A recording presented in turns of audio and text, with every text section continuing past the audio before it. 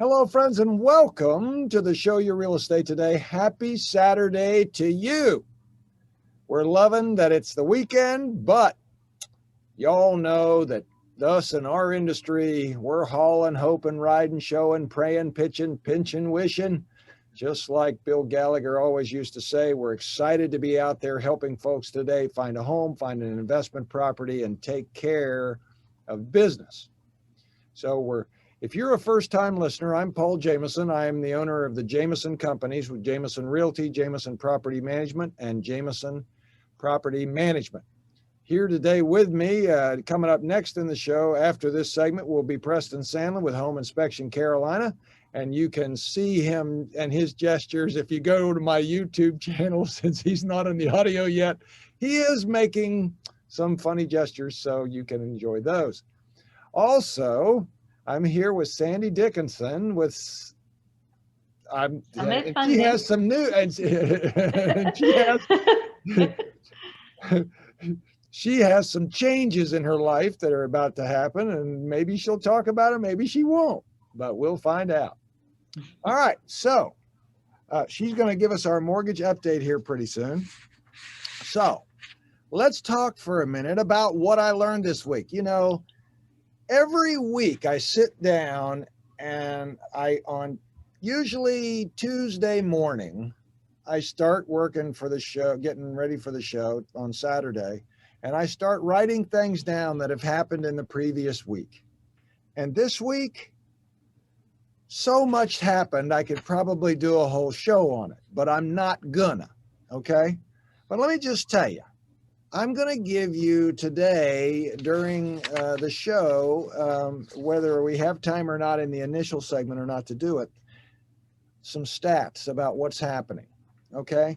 But our market right now is just absolutely super, super tight, okay? It is insanely tight. And I don't care what price point you're in, whether you're listing your home for $150,000 or $3 million. There are buyers in the market right now.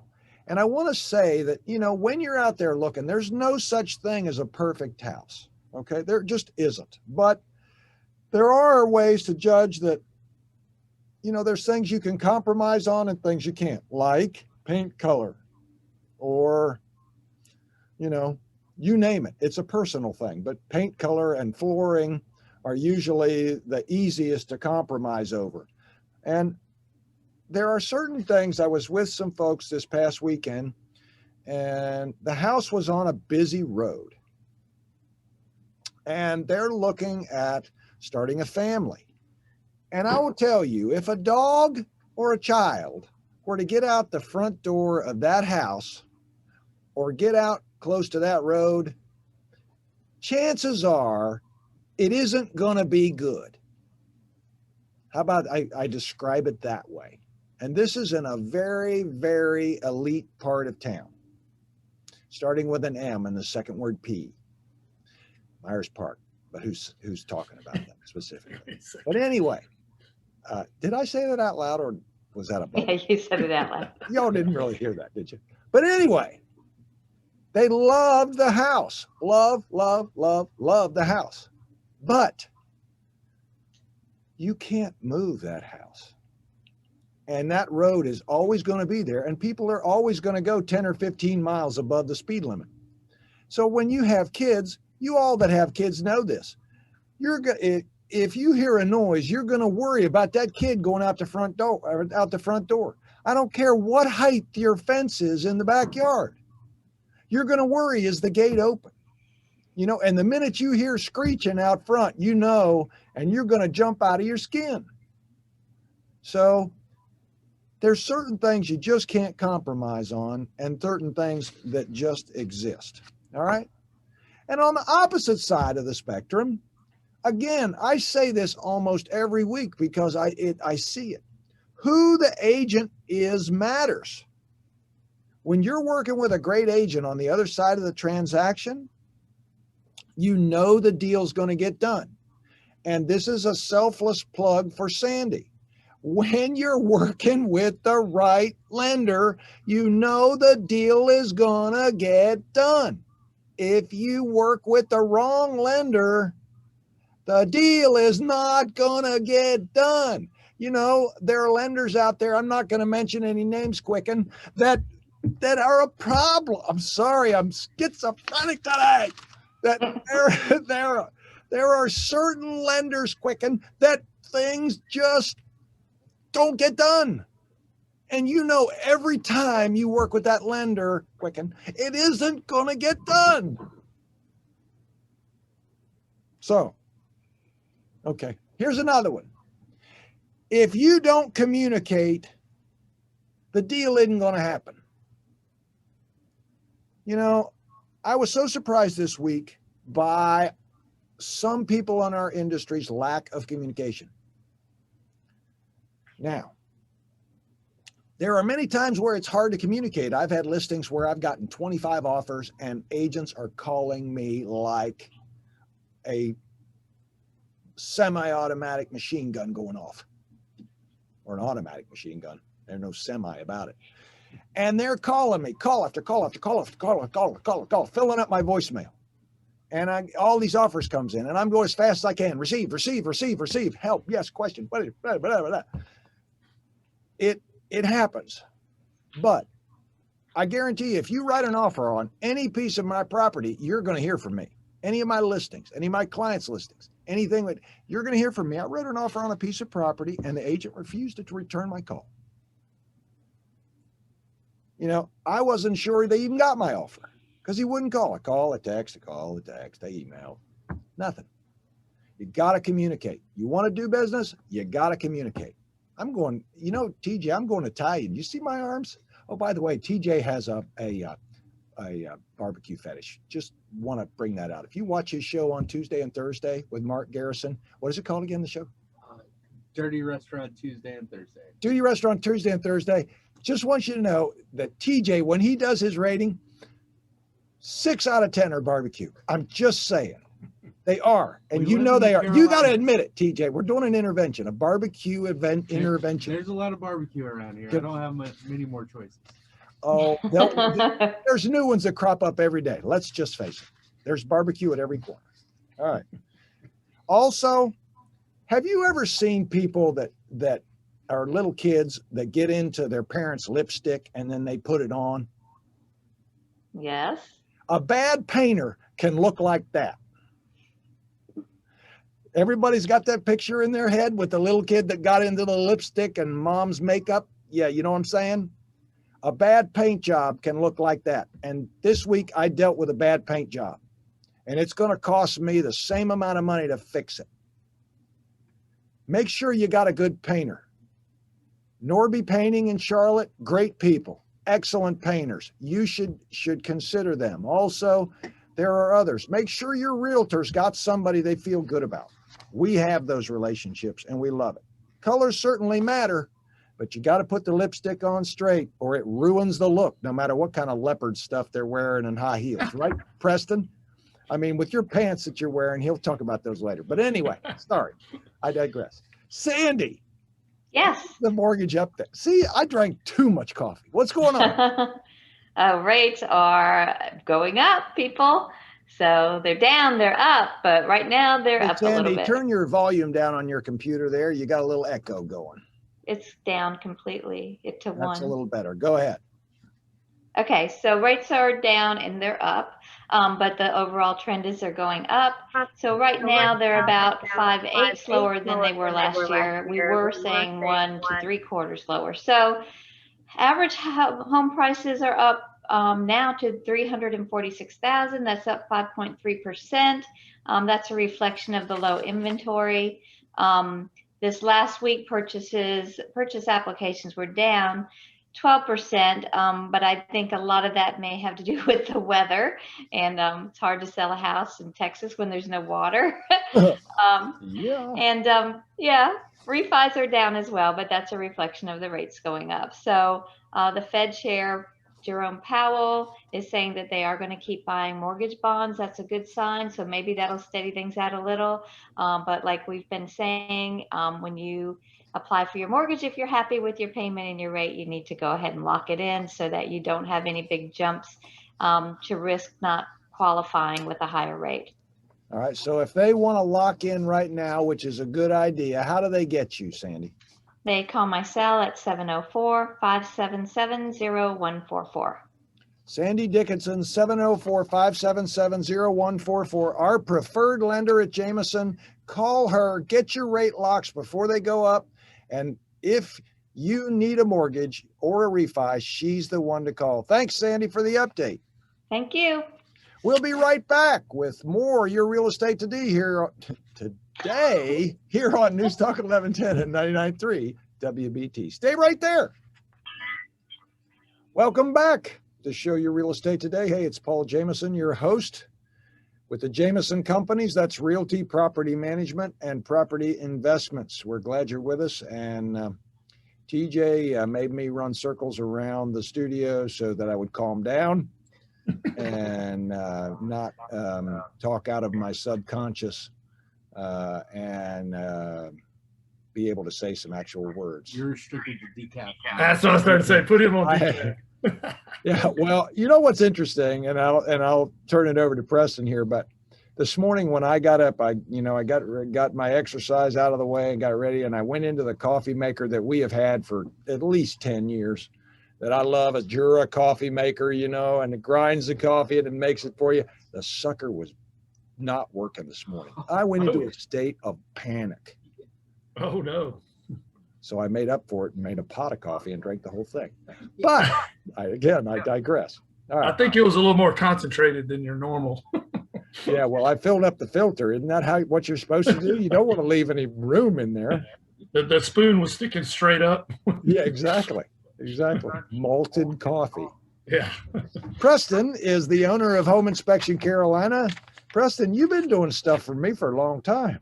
Yeah, it's been a long time, man. It was back when we had razor phones, I think, when we started. I think you're probably right. Or BlackBerry or something. Well, Preston and his wife, Meg, they run a fabulous business. How many guys you got on your inspection team now? 27 inspectors, 27. And then, we got Chip, who manages all those folks, and then, some admin folks, and got a marketing girl now that is younger and knows social media a little bit. She knows how to use those apps that I don't. You know what I mean? Yeah, exactly. Now, when's the last time Chip has done an inspection? Because he used to be out there like you. Yeah, it's been a long time for him too, but he goes out and troubleshoots and things like that. And he moderates. We have a thing called Discord. It's an awesome app for anybody out there who's listening who has a team. But basically, you can have a group conversation going all the time, like with your Jameson Realty. And if somebody's out in the field and they got a question, they can ask it on there, and somebody within the team can answer it. It's pretty cool. It's like a group discussion going all the time, but better than like a group text. It's a lot better than that. Yeah, I'd like to learn more about that. That sounds really cool. Yeah, it's excellent. I recommend it for anybody, and I don't get paid by them, but anybody who's listening who has a team, check out Discord. It's an app. Okay, cool. That sounds good. All right, so Preston, you had some really cool things you want to talk about today, and we're going to start with pools. Right now, if you want a pool, it's like a 1.5 or 2 year wait or something crazy to get one, isn't it? Oh, it's crazy. Pools, toilet papers, and houses. Yeah. Let me clarify. It's below ground pools. Correct. Right. So what did you learn about pool maintenance? Awesome. Well, I'm glad you asked, Paul. All of our guys, we're gearing up for the spring, the busy season. Of course, there's real estate's always busy now, but we took an advanced pool training, inspection training this week, and it was pretty awesome. I mean, we've always inspected pools, but I came away with a couple of things that I think every homeowner should know and look out for. Is that all right if I share a few with you? Yeah, please do. Well, a couple of things. First of all, safety requirements. I mean, that's obviously the biggest barrier. You were saying earlier about, a child, getting out in the street or something like that, or maybe even a small dog, same thing with a pool. You don't want a child, and, we can't watch them 24 hours. We got to make sure there's a barrier. So there's a couple of requirements for pools that need to be there, and for good reason. I'll give you a couple. They must be surrounded by a fence that's at least 48 inches tall, which is 4 foot. They cannot have a gap in them more than 4 inches. And another thing that people don't think about a whole lot, you know, you have to have a self-closing gate wherever it is. It has to close, like if it's left open, you know, that it'll close automatically. But something else a lot of people don't think about is if you have a house, the pool is in the back of the house and a door goes out to the pool area, Paul, it's required, and it's a good reason, you should have an alarm on that door. So because that's also an opportunity for a child to get out to the pool. Wow, and that's good. And unfortunately, drowning is the #1 cause of death for kids under 4. I think it's 3 or 4. And it's just, you know, they get away from a few seconds and it doesn't take long. But obviously, the barrier requirements, you know, gates, self-latching gates, and alarms going out to the pool is very important. That's good safety tip. What else? I think I lost your audio there, Paul. I'm still here. Oh, okay. Yeah, I'm still here. Dive on in. Yeah. And just a couple other things about the pool. You know, we learned about the deck surface, and, you know, when you go look at a pool, and anybody who's got a pool, go out and look at this now, the water's always going to be level. Water is level. There's no such thing as uneven water. So if you know the water's level, look at the tile line. You know, your tiles, that should be pretty level too. Right. And if the tile or the water is, one of them is off, I'll give you a hint. It's not the water. It's always level. So if your tile is off, there's a good chance, one or two things. Either in original construction, something wasn't done correctly and something's off with your pool, or, which is probably more likely and unfortunately more expensive, the bowl of your pool has shifted somehow. If you think about a pool as a big bucket, right? It's a big bucket of water that's basically a laundry. You ever seen a laundry, you know, like a laundry basket? Yeah. Think of a pool as a laundry basket of iron and steel, rebar, Right. that is completely filled with concrete, but it's got a lot of steel. And that bowl holds the water, and it is circulated out, filtered, and then put back into the pool. And that exchange has to be 6 to 8 times a day, full exchanges of water to filter it properly. So what happens is, if for some reason you got some sort of underground leak or something that creates kind of like a sinkhole or something like that, that bowl can shift and it drops or shifts, and woo, it's a pretty major expense that you don't want. And another thing about a pool is, if you have one, you don't really want to keep a pool empty very long because of the pressure. Pools are made to have water in them, Paul, to equal out the pressure of the ground around the pool. If you left the pool open, you know, obviously you got to drain it to clean it, paint it, whatever. But if you left it, you know, drained all year, that pressure from the hydrostatic pressure from the surrounding ground would just puncture that big bucket, is, you know, because the pressure is so strong. Actually having it filled with water year round, it equals out that pressure, if that makes sense. It does. Yeah. I like the science behind that. I never thought about that. Yeah, it's, you know, I'm the owner of my second pool now. That I said I would never own another pool. Don't get me wrong, I love pools. We inspect pools. Pools are great, and I'm certainly glad I had one during the coronavirus. But, you know, pools, convertibles, teenage daughters, boats. They all cost money. You know what boat stands for? What's that? Break out another 1,000. Oh, no kidding. Yeah, what's the saying, the 2 happiest days of your life or something? Yeah, that's right. That's right. The day you buy it, the day you sell it. Yeah. It's kind of like that with pools, but, you know, I mean, here's the thing. The great thing about pools is if you operate it safely and you take care of it, I mean, the memories that you're going to have that you make with your family and friends coming over, it's fantastic. Yeah. The memories of taking care of it or enjoying it. Hopefully enjoying it. Although I've had the other one too. Well, you know, Preston, we've got about a minute left in this segment, and I think in the next segment, what's really now, as we hope that things warm up, I think we've gotten through the cold snap. Can we all agree with that? Or at least optimistically anyway? Yes. Let's hope, yeah. Yeah. We've got some things that we can do to the house that you're going to share that are really great tips as we come into the spring. Yes? Oh, yeah, absolutely. Absolutely. Yeah, Do you want me so to start with one of those, or do we have enough time? Well, we're probably going to do that right after the break, but I'm looking forward to going through those with you. Preston Sandlin, Home Inspection Carolina, myself, Paul Jameson. If you're just tuning in, this is the show, Your Real Estate Today. We're glad you're with us, so stay tuned for more right here on News Talk 1110 99.3 WBT. We'll be right back. Welcome back. The show, Your Real Estate Today. I'm working on my banjo, so I hope you all enjoy that. Not.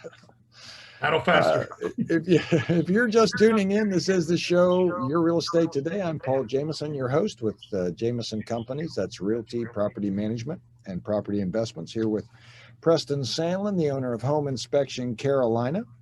We're talking about your home today. And before we jump into the spring checklist, let's talk about our market right now. So I've got the stats for January 2020 and 2021, and kind of looking at some things that have changed. New listings from January 2020 to January 2021 is down almost 8%. There's no inventory. Sales are up 15.1%, so they're getting off the market faster. Closed sales are up 11.9%. Listing to close days have gone from 100 down to 83. Days on market have gone from 46 to 26. Wow. And cumulative days on market are down almost 50%, from 55 to 28 days. Now listen here. Average list price in our market, okay? And this is the Carolinas region. In 2020, it was 336,336. That's an easy number. In January of 2021, it is 371,558. That is up 10.5%. Average sales price versus list price. Now we're talking about sale price, what they actually sell for. 299,303 in 2020 to January 2021 of 339,984. That's an increase of the average sales price from January 2020 to January 2021 of 13.6%. That's crazy. So inventory from January 2020 to January 2021. Listen to this one, Preston. This will blow your mind.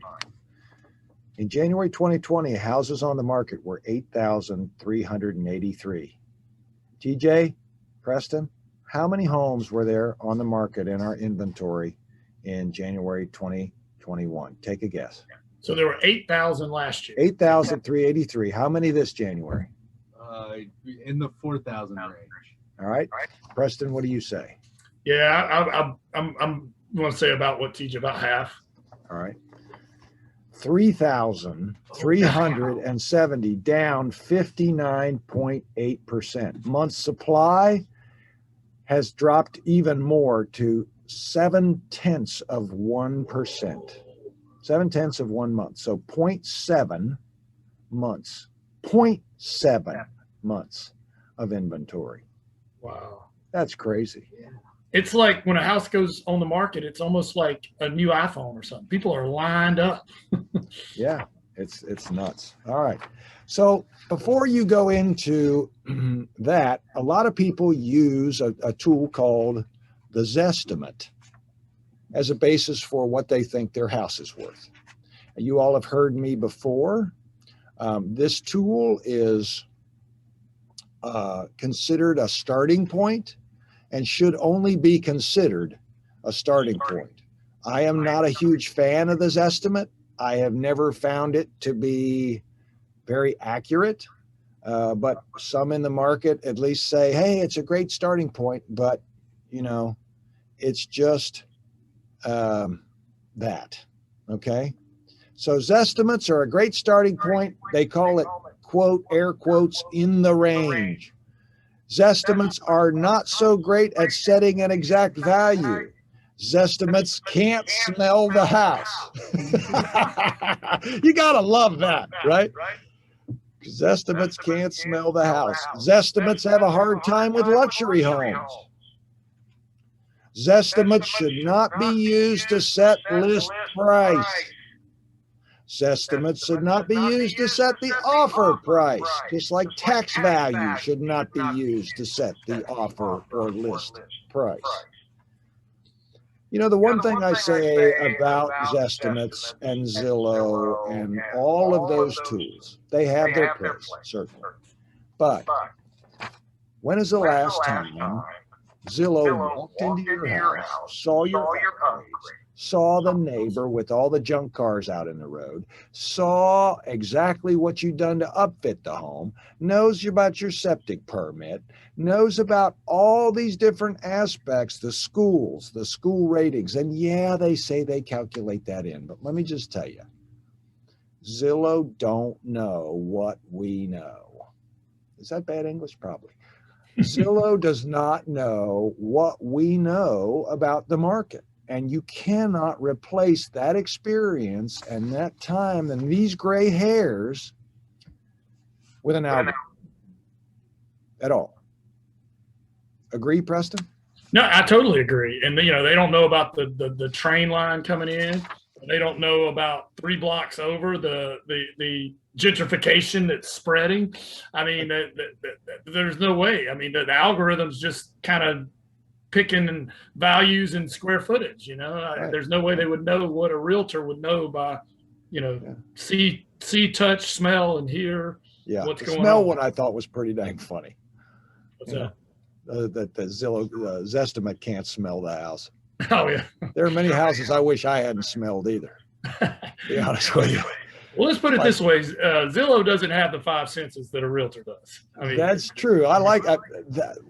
That was so smart. It's almost too smart for this show. TJ, will you edit that out, please? Okay, that's too rational. That's what Zillow doesn't have 5 senses. that's true. Yeah, it's not worth 5 senses either. All right, so as his estimate anyway. All right. Sense estimate. You can make a rhyme there somehow. I think there's a rap song in there somewhere. Yeah. Maybe we'll work on that, Preston. We'll do a Zoom debut. There you about go. it. Yeah. Zooms, estimates, Zents. Everything could be Z. You know, I think the point of this is if you're thinking about selling your home or you want to know what your home is worth, you look at the data that I shared with you around the marketing overview, right? And that even as someone who works with a lot of appraisers, if you asked an appraiser right now about valuating a home and setting a value for an appraisal, they're having a hard time. I feel bad for them right now. They're having not too bad, but I feel bad for them right now because the market conditions are driving prices to a place that sometimes sheer analytics and numbers just can't be the only determinant, right? Right. So when you've got 25 offers on a home and 22 out of the 25 are $10,000 to $15,000 over asking price, an appraiser needs to know that because the market is saying the value is this. You know, even if it's just for one day, which is all an appraisal is worth, right? So the other side of it is too, is if you look at tax value and other determinants, you know, like you said earlier, Preston, sometimes there's some economic conditions like a train or in a good way, in a bad way, that affect the value of a piece of property that those don't exactly measure. Right. And so those economic conditions, even walkability scores and what's around it, what's coming around it, you know, like Gaston County. Gaston County is a fabulous area right now, not just to live, but also to invest. because of what's coming with the train, the casino, the Fuse complex, the restaurants. Brand new baseball team. Yeah. Yeah. You know, and they think they open that park next month, March. Yeah, I'm excited. The honey getters or something, kind of crazy, but I want to go see it. We drove down there. I made a big drive down there. Yeah, there's a $5 million restaurant getting ready to, of being renovated that's getting done there. There's going to be 87 condos being built. There's a boutique hotel. There's a cigar bar going in downtown. There's there's a music venue, lots to do in Gaston County. But all right, well, after the break, let's get into those spring tips, Preston. And if somebody wants to get a hold of Preston and wants to have some work done, 704-542-6575, homeinspectioncarolina.com. We'll be right back to show your real estate today here on Newstalk 1110 99.3 WBT. Be right with you. Welcome back to Show Your Real Estate Today. Excited to have you with us on this Saturday. We hope wherever you are that your arm's out the window and the sun's beating on you and you're happy and enjoying the day. But if it's raining wherever you are, we hope your window's up and your wipers are working. Or you're at home sipping something enjoyable. So sit back and relax. This show is about real estate, anything having to do with it, how to take care of it, how to invest in it, what's going on in our market, what's going on in mortgage. Preston's going to give us some spring maintenance tips that we're going to talk about. I'm Paul Jameson, your host, here with Preston Sandlin, owner of Home Inspection Carolina, a preferred inspection company with Jameson and their team. So Preston, we were saying earlier that we're going into optimistic mode, that it's going to warm up.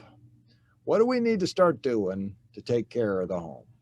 Awesome. Well, I'm glad you asked, Paul. I decided to mix it up a little bit this time. We have lots of checklists, the maintenance checklist on homeinspectioncarolina.com, free downloads for people to check out if you want to, pull one down for yourself. But I decided to switch it up a little bit, Paul, where we were doing show prep, and I want to see what I actually got this from Mike Holmes, his site, the TV home inspector, and I like Mike. I mean, it's kind of like I'm sure, like if you watch $1 Million Listings or something like that, you kind of like it, but then there's a few things you're like, nah, that's not the way it happens. Exactly. Only in California. Right. They have to create the drama, Yeah, that's right. But there is some drama in real estate. I will say that. Nah, none. All cut and dry. Yeah, but not the three houses every time, and they pick it never really works that way. Yeah. But I decided to go from his list, and I think I agree with most of it. The first one he's got is install new batteries on smoke alarm and carbon monoxide detectors, because when they start chirping, that's when they're letting you know that the battery's low, and they only do that at 2 a.m. Have you guys noticed that? Always. They got timers in them. Yeah. Couple of tips here on that. Go ahead and buy yourself a bunch of 9-volt batteries. They're almost always 9-volt batteries, and change them all at the same time. Don't just change the one. And sometimes, because here's what's happened, take it from me. My wife's, one of them's chirping, and I have to sit there, and you have to wait a little while to figure out, all right, which one is it? And then you go change that one. And a couple of weeks later, the next one chirps, and you're not sure where it is, and it's here and there. So once one of them goes, the other ones aren't far behind. Go ahead and change them all at once. And a little tip here: when you go buy that 9-volt battery, make sure it's an alkaline battery. Some smoke detectors will not work unless it's an alkaline battery. So just a little tip there. That's good to know. I never know that. Yeah, and if they're over 7 years old, I would recommend replace them. And, same thing with smoke detectors. Most every detector is a 9-volt battery. There's a few of them. I have a smoke detector that has the little round, they look like a AA battery, but only a pint size. They're little. The same ones that we have in our cameras. I have that on my smoke detectors, but just change them all at one time. That's my advice. Good idea. Yeah. Awesome. The next one is not just for springtime, but always change those filters. Yep. Change your filters this spring, Paul? I did, actually, because it's like a lung. Yeah. You know, the system, it's where the air goes in. Yeah, and if it's clogged, it's everything's inefficient. It's working harder. It's not going to heat or cool your house as well, and it's going to, you know, wear your system out prematurely. That's right. Probably most people out there have more than one filter and filter size, depending on the room, you know, because there are multiple rooms. Here's my recommendation. Go take a picture of it. You know, take a picture of it, and if you pull it out just a little bit, there's a little arrow that shows, you know, make sure that's pointing towards, that's the way the air flows. But it'll tell you, you know, 16 by 20, 20 by 24, whatever. And what I did, and I recommend with all our inspections, go snap a picture of it. So when you're at Lowe's, in every different size, so when you're at Lowe's or Home Depot and you need to get new filters, you don't have to, you just go to your pictures like, oh yeah, I need, you know, these 3 sizes, and buy them in bulk, because it's make a little album for your filters. Absolutely. And here's a little tip, kind of off topic, but same sort of thing. If you're ever moving, you know, there's a whole bunch of different dryer outlet plugs. There's 4 different ones. I always recommend that you take a picture of what that outlet looks like in the house you're moving into, and then look at your dryer plug and make sure that's going to work. And if it doesn't, you can go to Lowe's or Home Depot and you actually get a whole new plug. It's like $10, $12, and you've got to put it on the bottom of your dryer. It's 4 wires. Just replace the color. It's, you know, green, black, red, and white, and it'll show you exactly where to touch them to. Yeah. But it's a pain to put in the new dryer and then the outlet not work. And you haven't washed your clothes. Why isn't there a universal dryer outlet? Well, over time, the safety, you know, each successive generation was deemed to be a little more safe and to be a little more energy efficient. So there's like, you know, 4 different generations. This depends. You know, the oldest one, which is, you know, the one I had forever, was just the 3-prong, you know, that were kind of like a triangle. But yeah, that was like 4 generations ago. Gosh, I mean, if they're going to change it that often, why didn't somebody just invent an adapter to go in the plug and you plug in whatever one you want into whatever the newfangled one is? Yeah, I think there's you can order an adapter. The only downside with that is, though, those plugs are so thick that, you know, when you put an adapter, it pushes it out even more. And if that means you can't get your dryer back into the, you know what I mean, it's going to push the dryer out further. So that's probably why they, you know, go more with the changing the actual wire itself. But I agree with you. It's like, I don't know, I got to change the wire. It's a pain. But you always end up losing the screws and trying to get the back of the dryer off, and then you which one was the green one, you know, and then you're doing back and forth, and then it's a pain. And you don't want to get those wires mixed up, because that can be no. Your clothes will stay wet for sure. Yeah, if you've ever been on the, you know, ever tried to jump a car and those wires touched, you'll know what I'm talking about. Zoink. That's only 12 volts. Imagine what 240 is. Exactly. So that's what else on you got? First 2. The next one he's got is test a kitchen and bathroom exhaust fans. The one that comes to mind right away, well, obviously, you know, the fans in the bathroom. And if you're not turning those on when you take a shower, you should, because you want that hot, moist air out of there. And it should go up into your attic to either the ridge vent or the soffit vent. But the one that I really always find on inspections is that vent over the hood. Nobody ever cleans those things. The little filter, kind of like the lung thing you were talking about. And most of those are actually a metal filter. You can actually put those in the dishwasher. So definitely clean those vents and those filters. It's just a good time to, you know, go through your house with the batteries and the vents and things like that. The other thing here that they've got is vacuum your refrigerator coils. That's a really good time to do it. I always forget about that one. Yeah, what happens is when your refrigerator runs, it basically has a little static electricity that, dog hair, cat hair, and all that stuff just sticks to it, and it mats up under there. And again, over time, it just prematurely wears out your coils sooner than it should. And basically, all you got to do is take your vacuum and just take the normal head off of it. All you want is just the little tube part, put it in there, and it'll pull that stuff right up. All right. That's great, Preston. So if somebody wants to have you come out and take a look at their home or one of your inspectors, how do they get you? Yeah, absolutely. Homeinspectioncarolina.com, and you can find the full maintenance list on there too. There's a whole bunch of tabs. Just play around there. It's a fun website, and a whole bunch of free downloads. And you can call us at 704-542-6575. Thank you so much, Preston. Always love being with you and doing the show with you. Thank you. You've been a great partner to us. And you need us, call us at 846-DONE, 846-3663, or on the web at myjamisonhomes.com. We'll talk to you next week. God bless. Take care. The show, Your Real Estate Today, here on News Talk 1110, 99.3 WBT.